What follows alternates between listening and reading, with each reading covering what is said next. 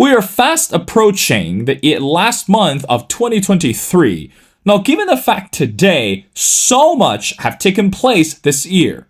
Not only people are following this ongoing political division in America, and given the fact that more candidates today are eyeing for this 2024 presidential election and hopefully become the final candidate can bring the person to the White House. But meanwhile, we also need to pay attention to this economic uncertainty. Given the fact that post the pandemic, the entire world today seems to hold different attitude when we look at this economic agenda. Some countries, should we say, are actually gearing up for something much greater when you're looking at the economic partnership. But meanwhile, some countries are questioning if the current economic planning are going to make the country more prosperous. And here's a more question to ask. But at the end of the day, as we're looking ahead of 2024, we also need to think about the word wealth and also richness, especially from the standpoint of the Western aspect. How did the country get here?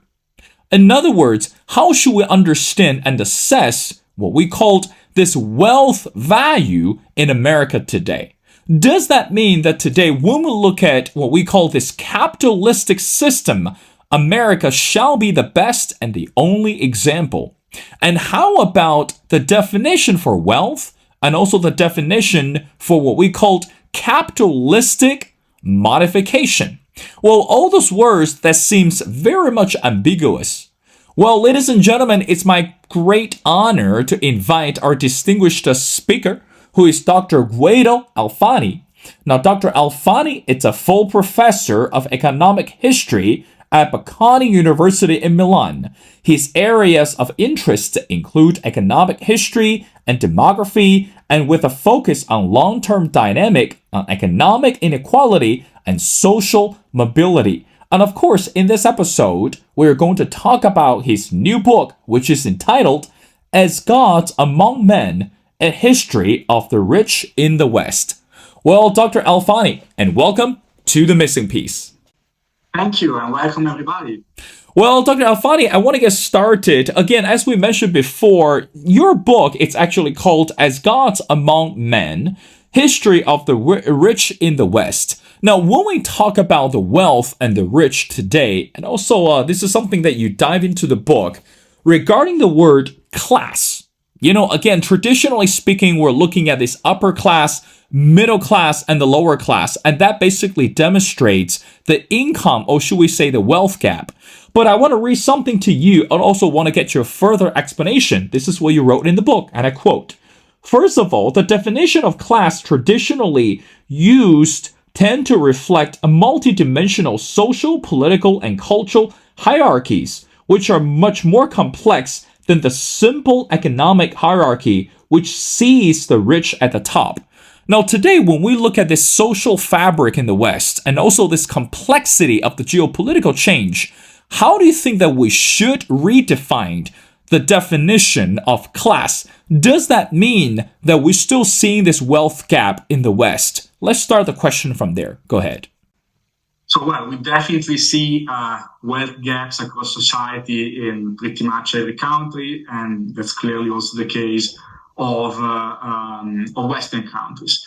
Now, the reason why I try to avoid using the word class in my book is precisely that I wanted to bring the focus only on the distribution of wealth. So who has the greatest share of wealth in a given period in the area? And this is because in this way, I can be more flexible, right? I can assess in a different way the fact that, again, across time, you see a different composition of the richest components of society. While if we start considering the concept of class, it might be that somebody belongs to the upper classes without being particularly wealthy. So it's a different take, which is important. It's very important, but I want to do something different. And I want to kind of be more open to this kind of change in specifically the composition of those who are placed at the top of the wealth pyramid. And then, of course, this kind of also makes things easier, right? Because provided that across, again, countries, so also, of course, beyond the wealth, we'll have a certain inequality in the distribution of wealth. On principle, this is something that could be easier to compare across societies, precisely because it's not a definition which has many strings attached. Okay, we aren't looking at other dimensions. In the book, however, I also look at other things, at other kind of concepts which are more complex. Also look at other aspects. For example, I discuss the hypothesis that today we are observing the emergence of a global aristocracy. And when we talk about a global aristocracy in this meaning, we are no longer talking only about wealth. We are also talking about shared experiences, about having certain interests, about having certain connections, belonging to certain networks and to certain social milieu, as the French would say that. So it's kind of another important thing, which has, of course, to do with my definition of, who is a rich, but it's kind of different. And of course, that also has to do with the fact that across the planet, I would say many among the very rich today have basically inherited their wealth. And this is also why they tend to have some more shared experiences across the board and also going, of course, beyond the West. Professor, again, I want to go back to the book because very simple today that when we look at, again, regarding the word wealth, we're looking at income and look at salary, and also more often that today, going back to the society, that we're looking at this economic gap. But meanwhile, some argue that because of the word wealth and because of the word class, that make what we called the inequality more obvious. So in other words, is more unavoidable. Now, going back to your book, how much do you think that today, when we talk about this income or wealth concentration, it actually help us with better understanding regarding the drivers of inequality presence, or what we called, or what your book said, underlying the drivers of inequality change? So why do we still see so much inequality in the society, especially when we're looking at this capitalistic structure or looking at this capitalistic system? Does that mean that inequality it's really part of this economic agenda? What do you say to that? Well, I would say that we see inequality in societies because it is there. So our societies are unequal. And then when I say this, I could make like a softer statement saying all human societies have been unequal, right? So there is some degree of inequality which is inherent to any society. And then, of course, the level of inequality it tends to be higher in more complex societies. So there are studies which show how inequality grew from when we moved from being hunter-gatherers to when we moved to being farmers. And then the development of the early states only creates more space for having higher inequality and so forth and so on. And also, economic growth in general is something which makes space for higher inequality. Then it's not a given that inequality will grow because the economy grows. It's a different thing, but surely if societies are richer, there is a greater space for an uneven distribution of resources, okay?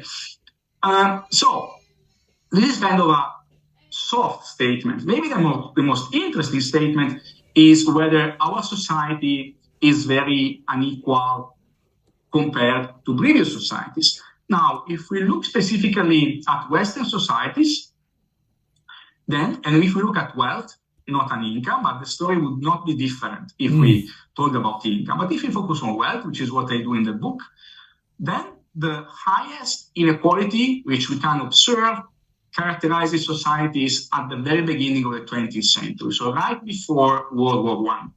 Then with World War I and World War II and the interwar period, there is the beginning of a phase of inequality reduction. and inequality reaches a minimum level by the 1960s or 1970s, okay? So we are today, generally speaking, less unequal than at the beginning of the 20th century, but much more unequal than at the minimum level of the 1960s and the 1970s. And so, this is kind of something that might be troubling.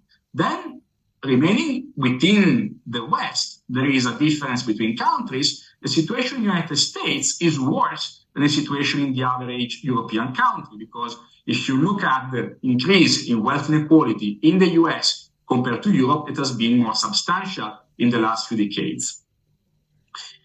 And another problem, which might be the reason for some worry, is that this tendency towards a growing inequality is continuing, maybe not at a very steep pace, but it's continuing notwithstanding the recent crisis.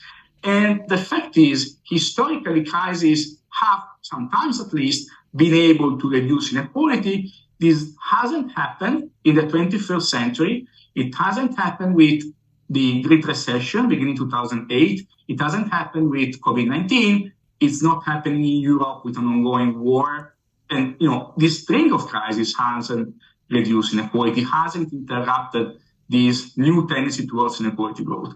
And that might be reason to worry, because it's very difficult to think, also given the current preferences, the political preferences for lighter taxation and also flatter taxation, less progressive taxation. It's very difficult to think that this tendency will disappear on its own. And it's also kind of difficult to imagine that there will be a political consensus which will be effective in trying to invert the tendency in the upcoming years. Professor, I want to borrow a quote. Again, this is someone that you also mentioned. It's a famous economist, and the name is Thomas Piketty.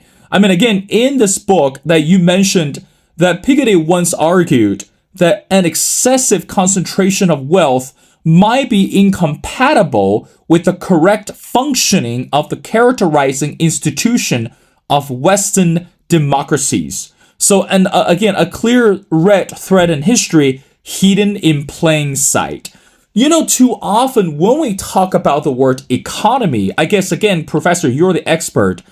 Going back to the days that starting the founding fathers, I guess that was the beginning, or that was, should we say, the eyes of the tip of the iceberg to understand the correlation between democracy and economy. But as the Western history continued to evolve and continue to revolutionize, one thing we have to understand is today, when we talk about economy, we cannot just isolate the word economy without bringing the word democracy. So going back to the quote borrowed from Piketty, how much do you think that today we still need to pay attention to this tangible, or should we say, this close-knit relationship between economy and democracy? Can we separate them? If not, how can we understand and appreciate those two fundamental elements at the same time? What do you think of that?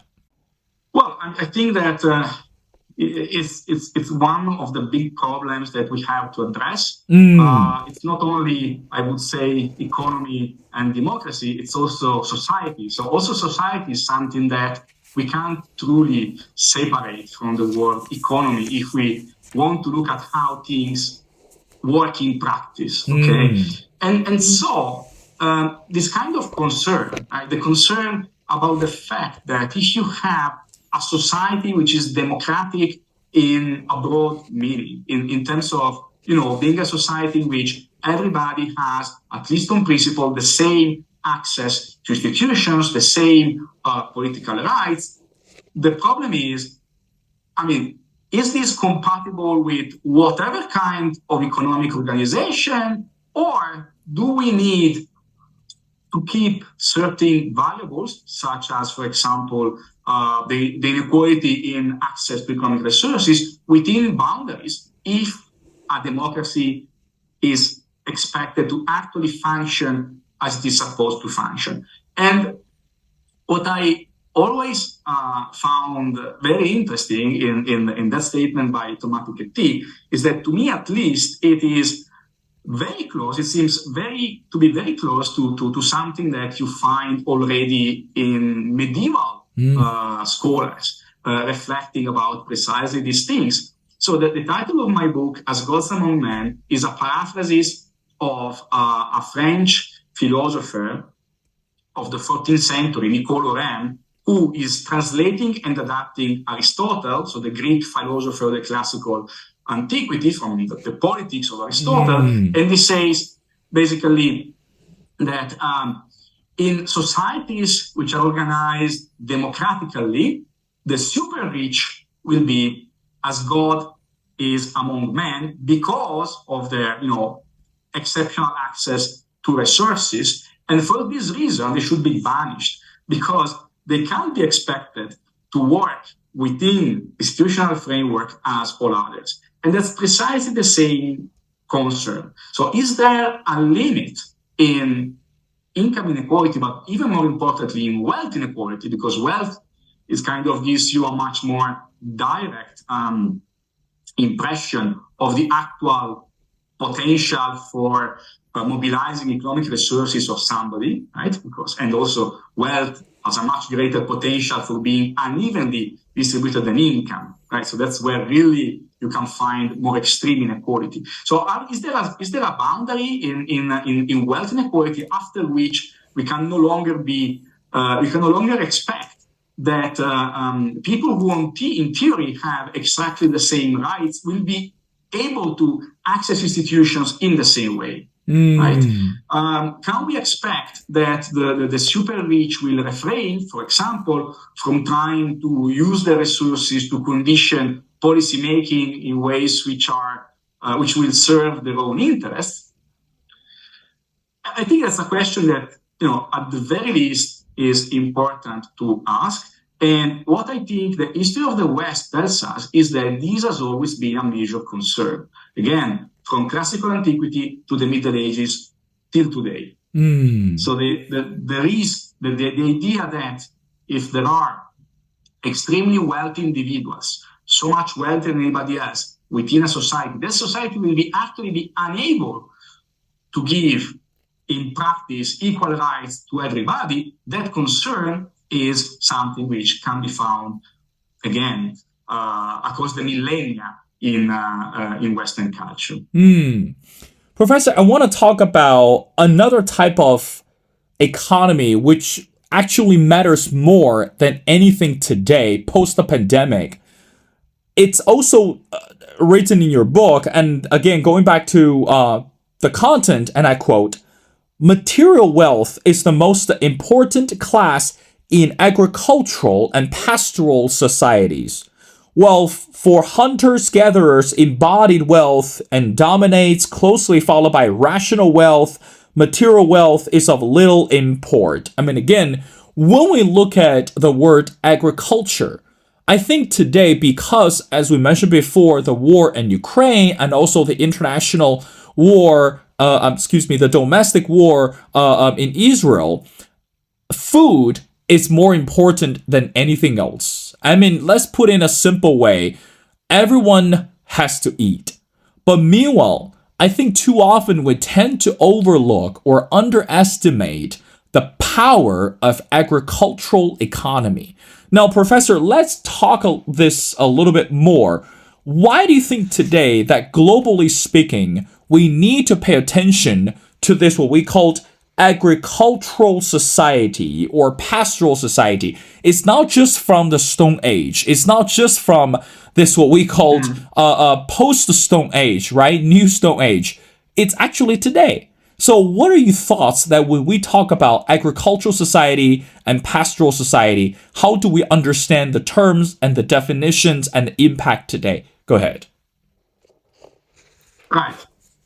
Well, of course, in the book, I was referring to the transition from hunter-gatherers to agriculture, but you are absolutely right about the fact that the importance of agriculture is really underestimated in many studies today, and something that we tend to kind of forget about because we are induced by, we in the West, at least, are induced by the industrial or even post-industrial societies which we experience to think that what matters is that, which has many consequences. Now, if we think about how, for example, wealth distribution can affect a rural society, then, well, basically that's a matter of the distribution of land, right? Now, the distribution of land is actually a tricky topic, which would require much more scholarly interest, I would say. And on this point, I think that the classical economists had it right, because they were looking at three factors of production, like labor, capital, and land. So while neoclassical economists merge land and capital, the classical economists were keeping them separated. Now, why this is important? Well, this is important because if you're a society which is agricultural, or in any society in which the value of real estate is important, at least as a component of the patrimonies of the most affluent part of society, then that component of wealth will not easily depreciate, right? So often, economists include in their models, if they try and model long-run dynamics, an average depreciation rate of capital. But why should land depreciate? If it is managed properly, it will never depreciate.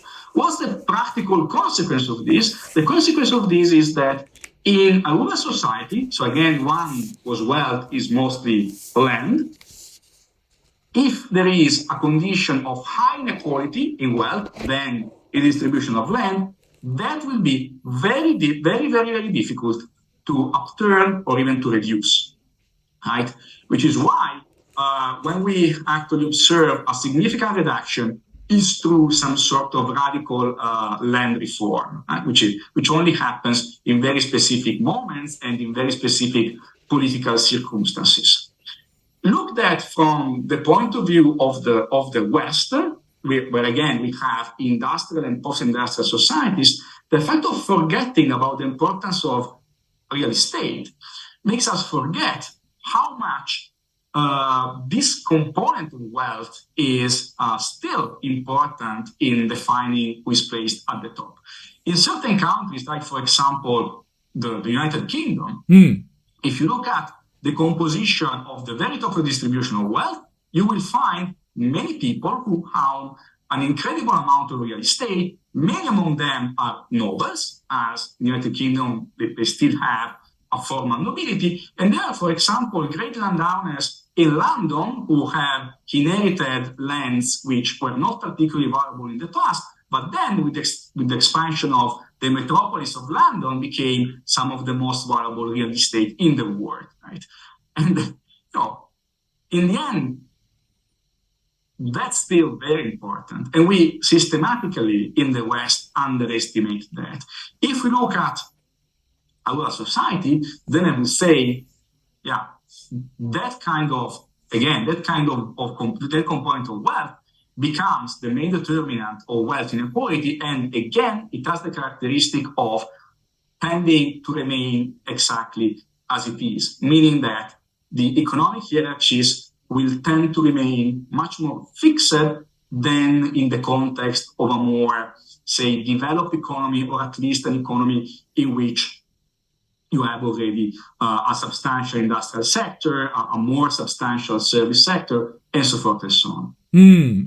Well, Professor Alfani, I want to wrap up our conversation by asking you the last question. Again, the book, it's called As Gods Among Men, A History of the Rich in the West.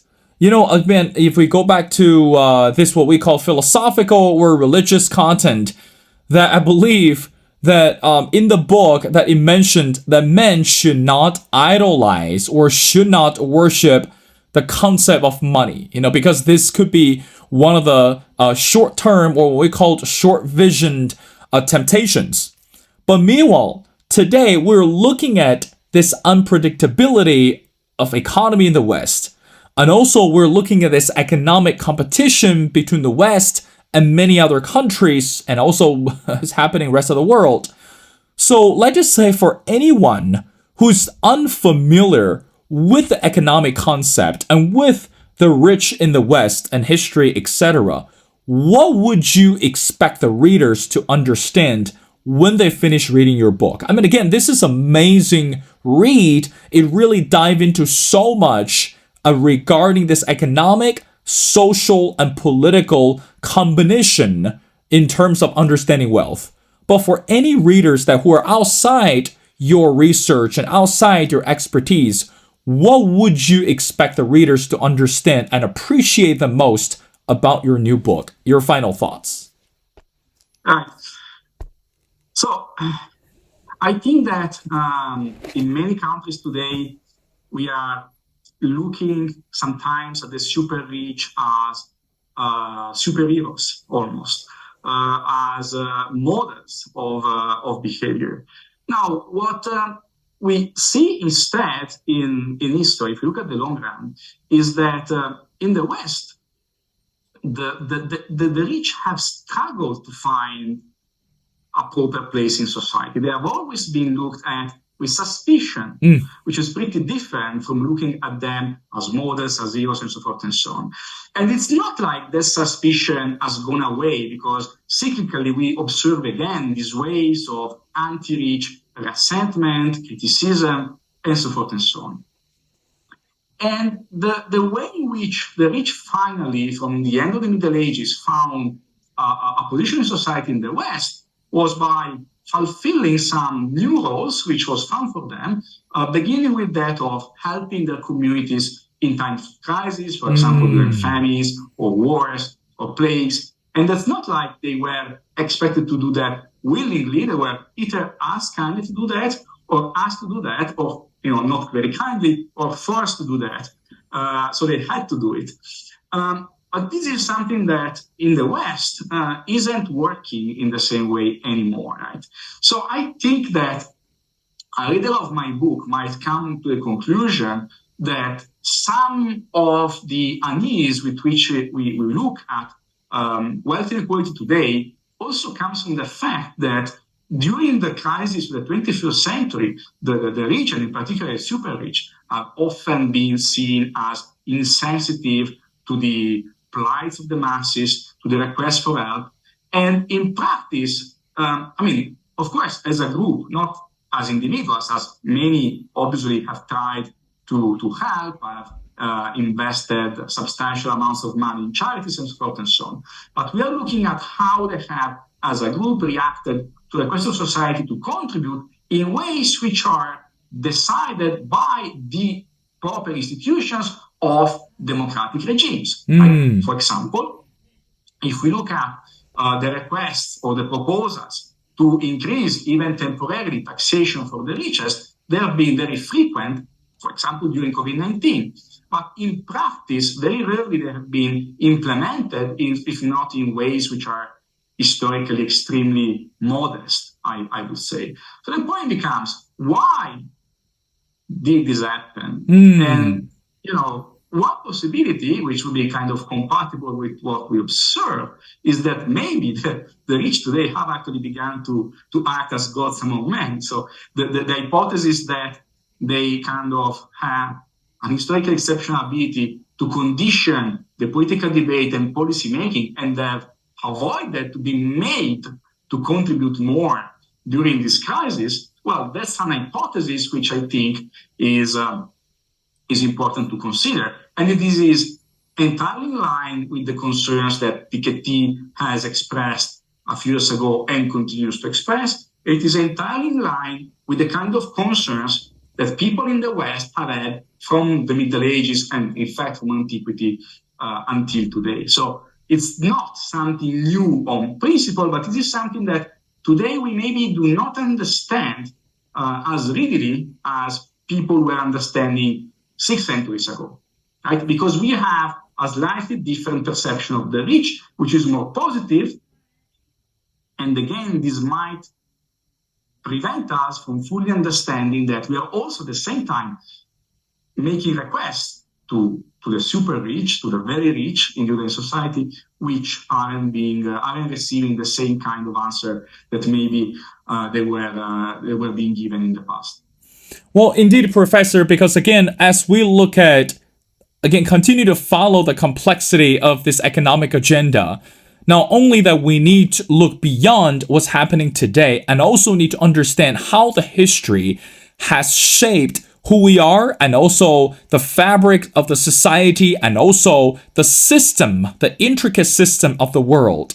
Well, ladies and gentlemen, again, it's my great honor to speak to Dr. Guido Alfani. Again, Dr. Alfani is a full professor of economic history of Bocconi University in Milan. His areas of interest including economic history and demography, with a focus on long-term dynamics, on economic inequality and social mobility. I strongly encourage everyone go online to look for his brand new book, which is entitled As Gods Among Men, A History of the Rich in the West.